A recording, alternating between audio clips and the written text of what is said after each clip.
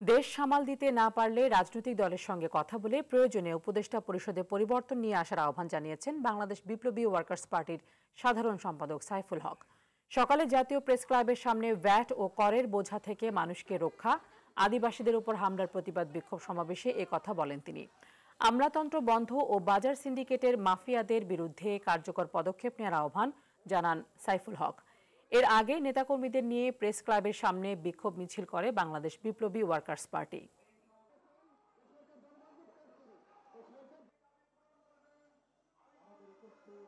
আলোচনা করেন, পরামর্শ করেন, দরকার হলে উপদেষ্টা পরিষদকে পুনর্গঠিত করেন, উপদেষ্টাকে পরিবর্তন করেন।